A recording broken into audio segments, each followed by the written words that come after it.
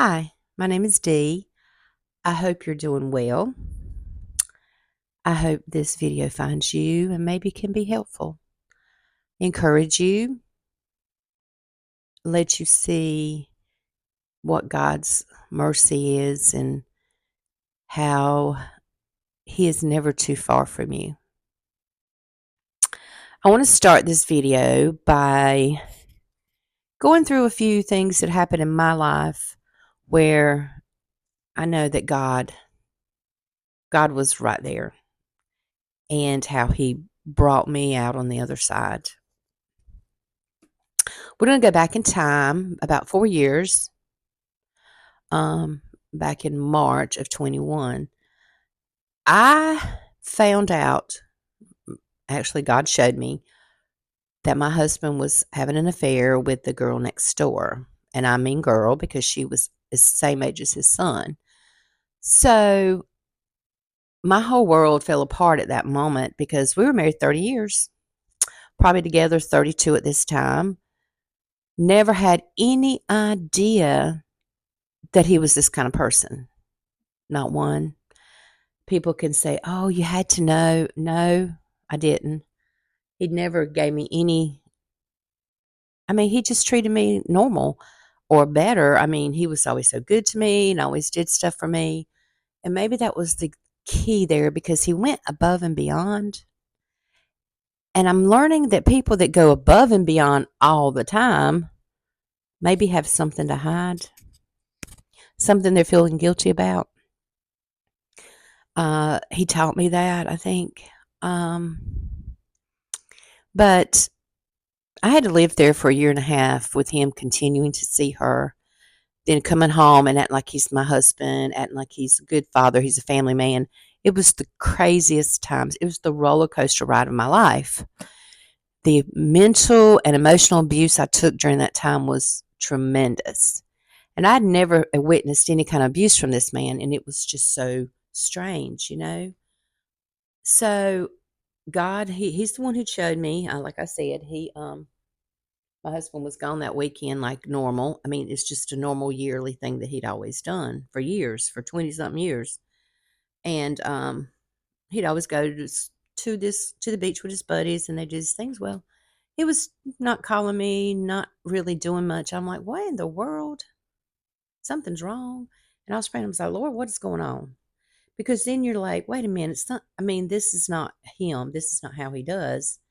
And God told me a couple of nights in a row to go outside and look next door.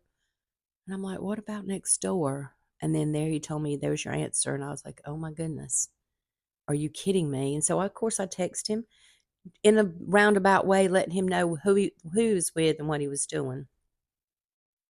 And of course, he comes home and he's like crying, he's carrying on and blah, blah, blah. I'm like, really? So I'm walking through a haze, y'all. It was terrible. I had no clue. I was just going through the motions. I was just completely, um, just my emotions. I was just dead. My heart was so broken, and I prayed to God. And I was like, Lord, you've got to help me through this. And let me tell you, He did. He came through big time. Because there was days I would ride around some evenings, and I'm like, I just didn't want to be here. And God would always come through, and He kept reminding me tomorrow's better. The next day will be better. Every day you get up, it's going to be a little better. And He was right. And that's what my motto was, tomorrow's going to be a little better. And it might be the tiniest amount better, but it will be. So now we'll fast forward to the year and a half, and I finally get my apartment because people start moving and doing their things. And he was retiring, like medically retiring from his job. He'd been there like 25 years. And he was getting his retirement, and Lord made me stay there so I could get my money, because I think the Lord knew if I left before that money came, I wouldn't get it. So I needed that money in order to move, to help me move. I mean, it wasn't a lot of money, but it was enough to help me move, get set up, that kind of thing. I got a new vehicle, not brand new, but a new vehicle for me. Um, so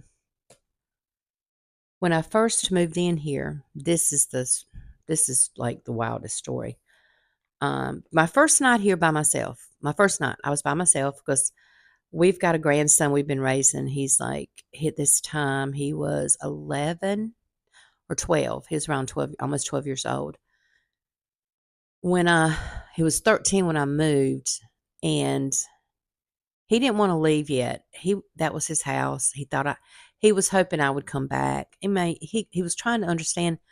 He knew what his daddy had done. He figured it out. He was hated her, couldn't, he was just didn't know how to deal. And I told him, he will come at his own pace. You whenever you feel like it, you come. Now I can't get rid of him. But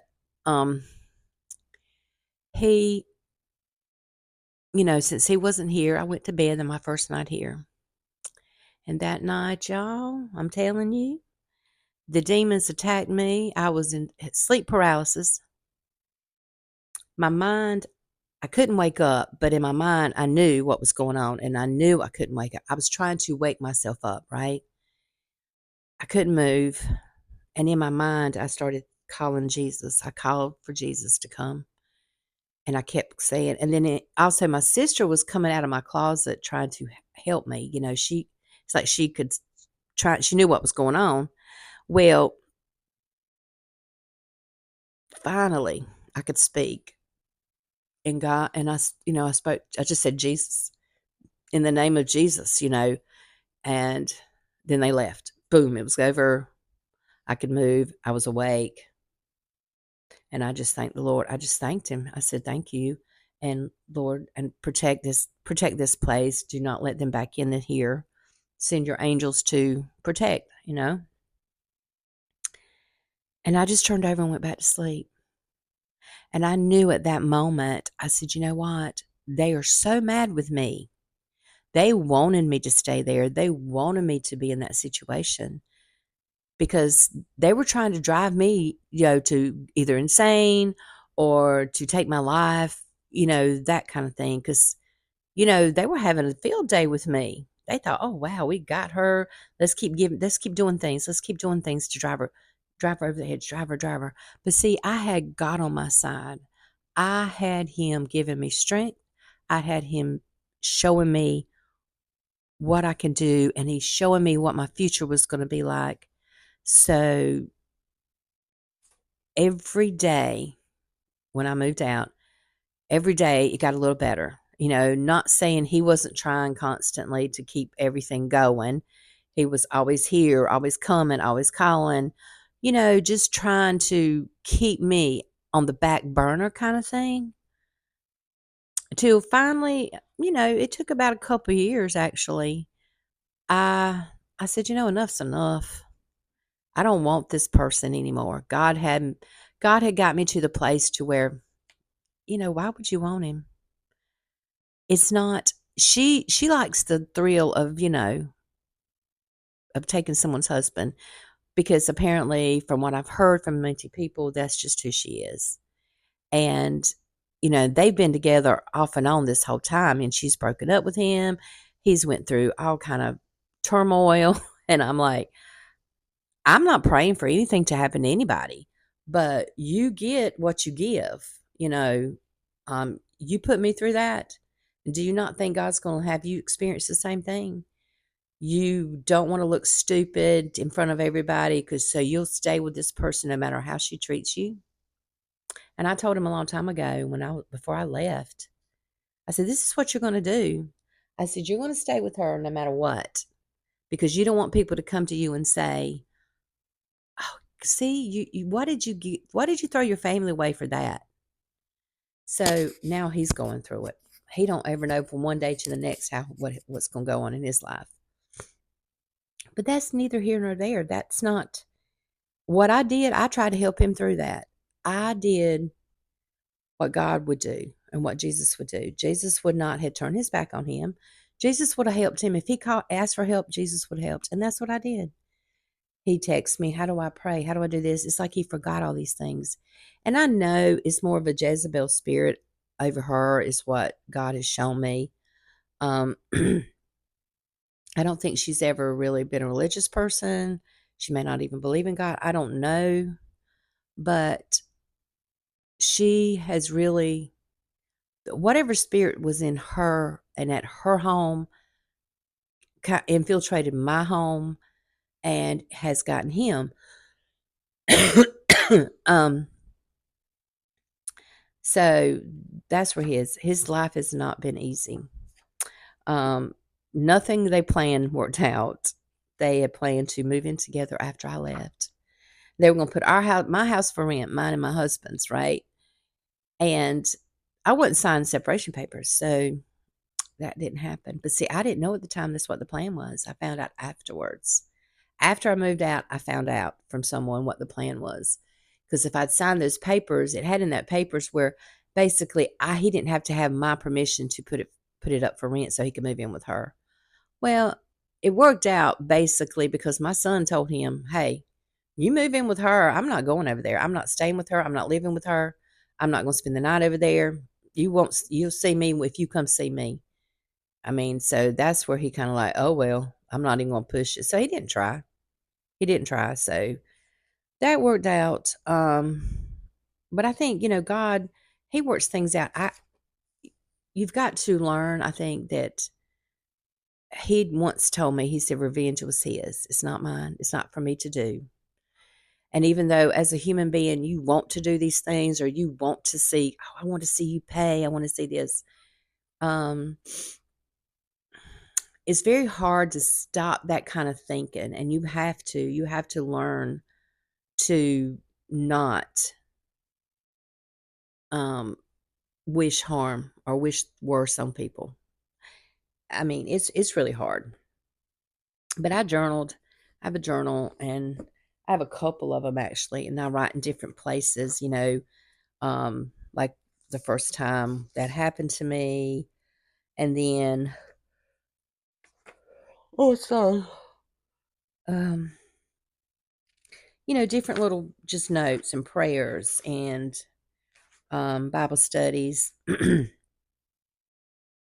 Where I look back from like 3 years ago, basically how I was, how I was just numb inside, how I was just going through the motions. I was here by now. Let's see, 9:25. Yep, I had just moved in here. Um, I've only been here probably a month, maybe, and I'm still doing this. I was wanting to be happy. I was wanting to be content. Um, and then somehow I've gotten this thing where it says marriage is not the answer to being alone. Um, See, we've got this idea, and I had this idea until I read this, and it reminded me. Sorry, let me take a drink of coffee.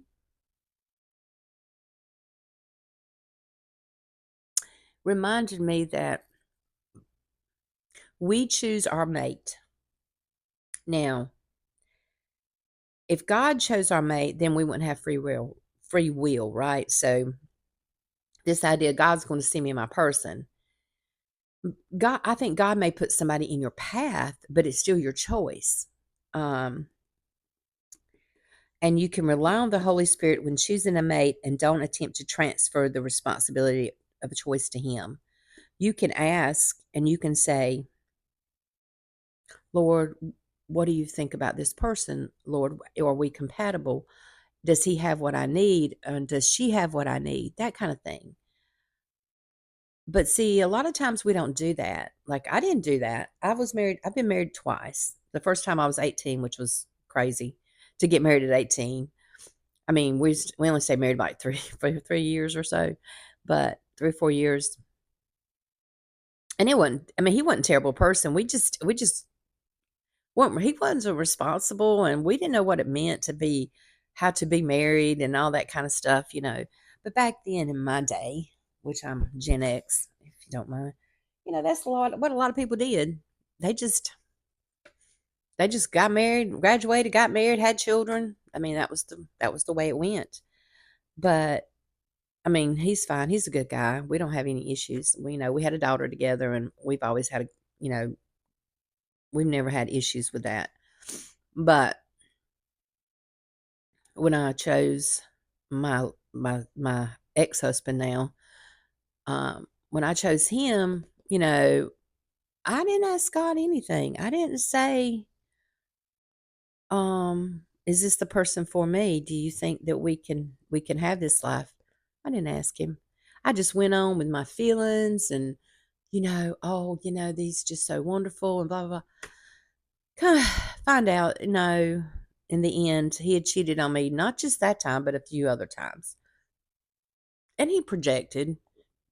Now I can go back. I can look back and see things, You know how you look back and you're like, wait a minute. Why were you accusing me of cheating when I don't get do anything but go to work and come home? And then come to find out that's probably what he was doing.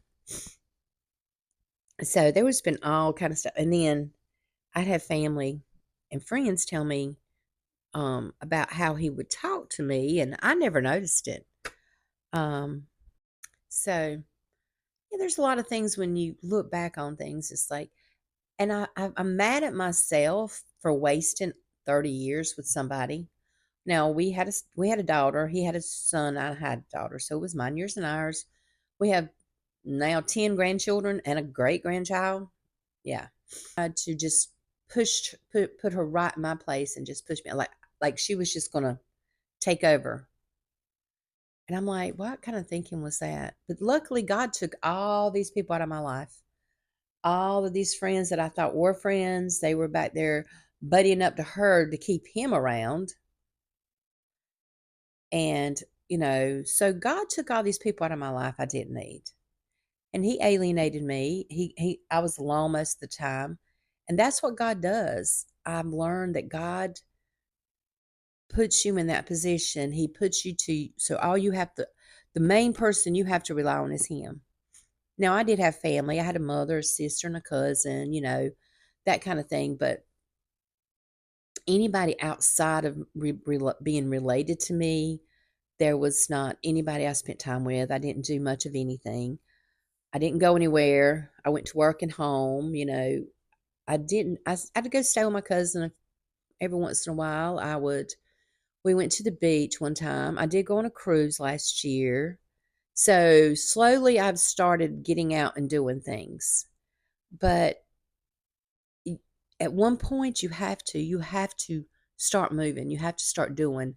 You can't just sit around constantly in your home. It's where I'm comfortable. It's where I look forward to coming home. It's kind of like, but I'm alone most of the time. I mean, my son, he'll stay here a week, go stay with his daddy a week, and that kind of thing. So, like this past week, I've been here all by myself, right? And after a few days, it's nice to not have to worry about cooking for him and stuff like that because he's very picky. After a while, that gets tiresome. I mean, it's nice. It's nice to be able to just chill out, rest. But I went to church. We had vacation Bible school this week. Things. So this year, here's the good part. This year, God basically released me in a way that you're done with this. You're healed. You're done from what he's done to you. It is time for you to move on. It is time for you to be open up to somebody else. And I'm like, okay. And this is where I was like, oh Lord, where are you going to see me the man? Blah, blah, blah. And like I said, God puts you in places, correct? Well, I started going to a new church last year, my sister's church. The church I used to go to that me and my husband went to was his cousin was the preacher there. Well, my cousin's the preacher here. Go figure, right? And so I had been going off and on for about 6 months or so, not paying attention to anything at this point. I didn't even look at a man. I hadn't talked to or seen a man for 3 or 4 years. I mean, no dates or anything. So I had a dream about this guy that goes to this church. And I'm like, and I dreamed we got married. I'm like, how am I going to marry somebody? I don't even know this man's name. Who is this person?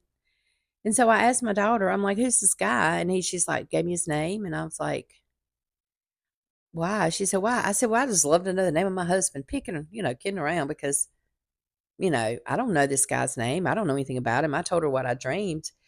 And so from then on, they're like, oh, she said, oh, y'all would be a good couple.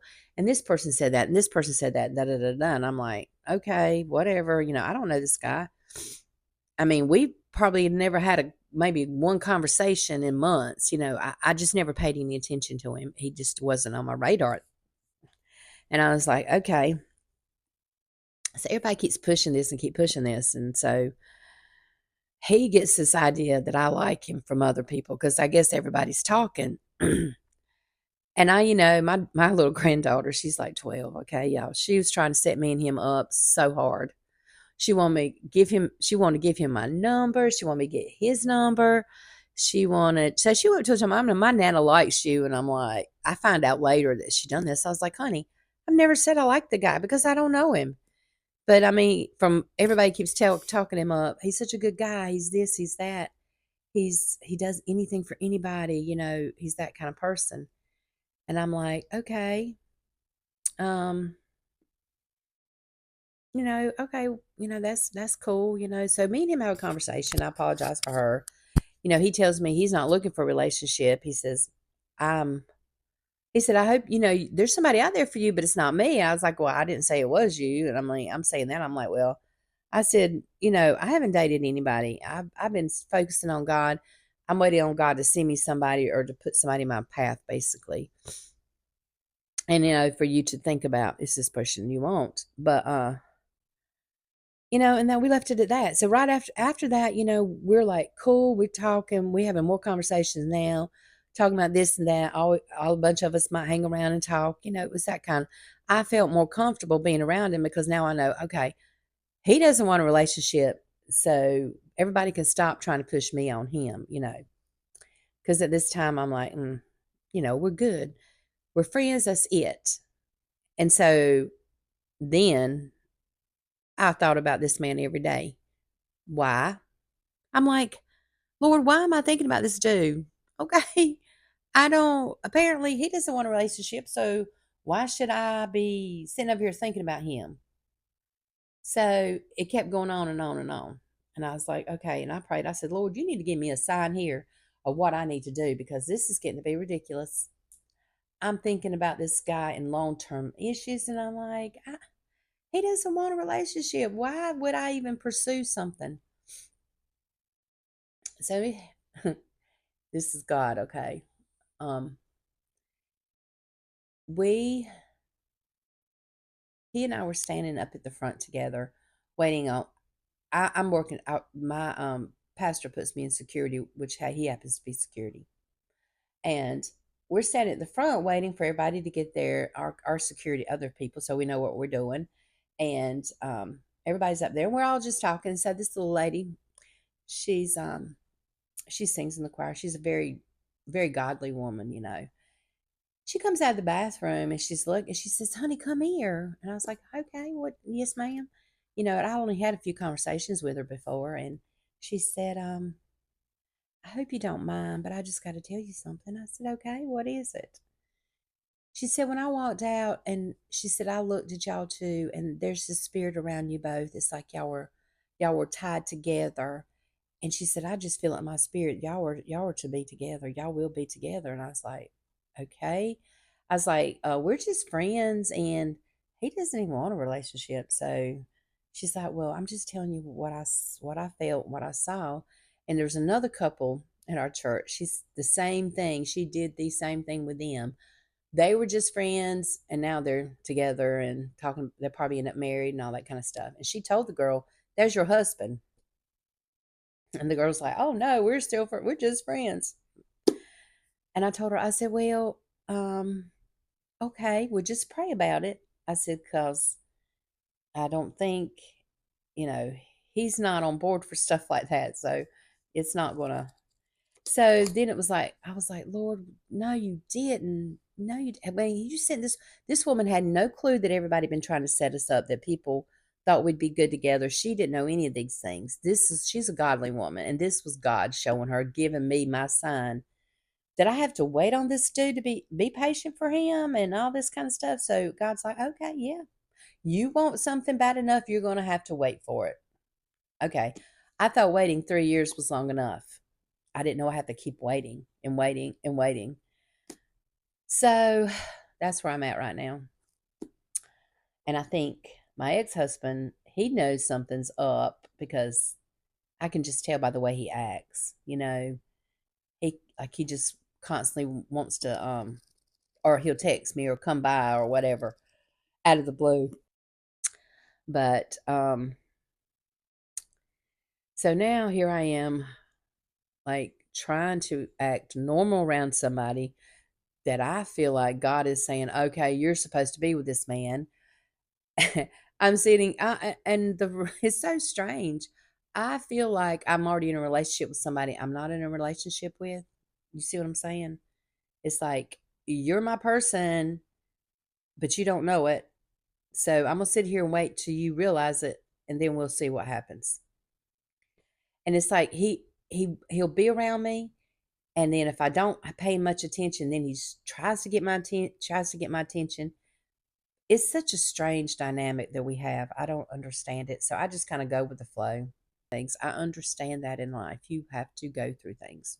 You have to experience things. You have to learn how to pray and how to seek God and how to accept what He has. Um, so it's all a learning experience. So don't ever give up. Don't ever think that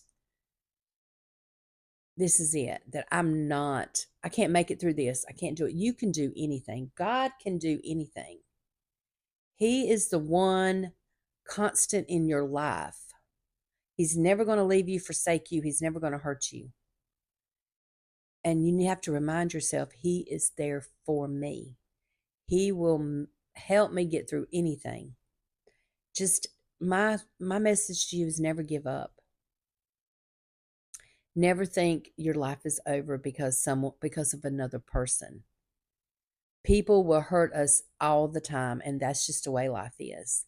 So we need to understand that God is for us, that God will get us through anything and everything. We just have to trust Him. Well, I hope this helps somebody. I hope you learned something. If you got any questions, ask. We'll get there too. You will be released, hon. And then you're going to say, wow. And you're going to look back and think, oh, why did I give that person all my time? Which is time you cannot get back. Just move forward and have a wonderful life. All right. I'll see y'all until the next one. Goodbye.